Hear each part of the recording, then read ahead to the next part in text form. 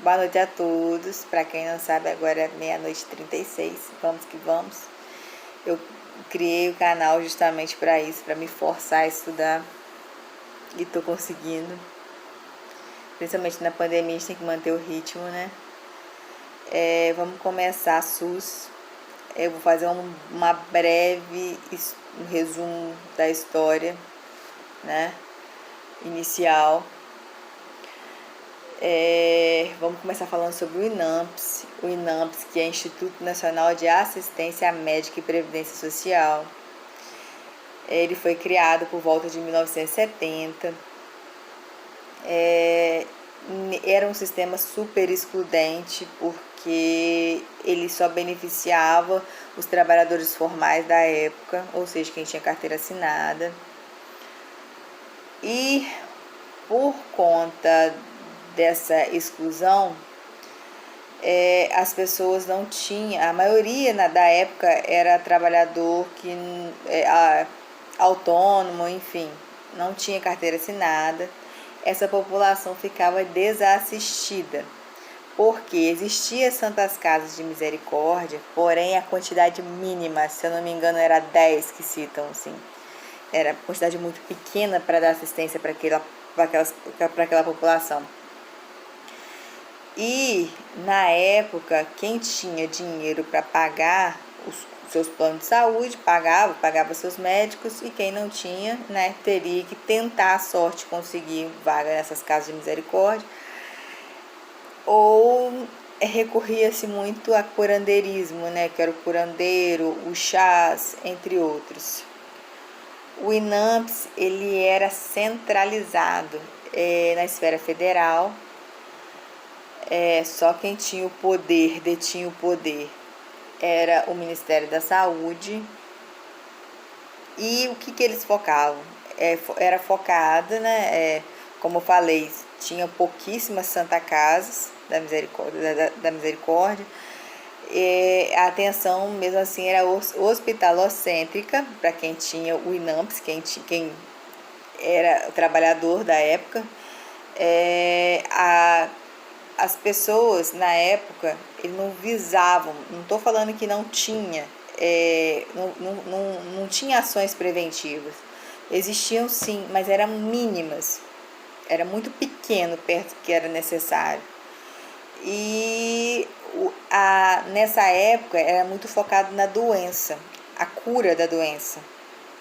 Aí você para e pensa, hipertensão, não a secundária, mas a hipertensão, enfim, né? Só para vocês terem ideia. E com isso, por volta, mesmo com, logo depois teve o movimento sanitário, que foi por volta de 1900, foi em 1986, que foi presidido pelo Sérgio Arouca, que foi um sanitarista que marcou, né, a nossa história. Nesse movimento da reforma, movimento sanitário que teve na conferência, surtiu a ideia de que todos têm direito à saúde. E nesse movimento, e quem iria arcar com isso, com a saúde, seria o governo junto à sociedade. E esse movimento, essa conferência, teve participação de diversos segmentos da sociedade, desde o pessoal da população que não tinha assistência, ou seja, a população em geral, os gestores da época, enfim, todo mundo. A Dona Maria, que estava em casa, que não tinha direito a nada, a plano de saúde, a nada, participaram desse movimento, vamos falar assim. Lembrando, pessoal, que a ditadura, ela acabou em 1985, só que a conferência foi em 1986, ou seja, estava naquele período de transição, ou seja, para juntar a população, para buscar os seus direitos, ou seja, diálogo naquele momento, já só nisso aí já é algo assim fantástico. Em 1988 foi criada a Constituição.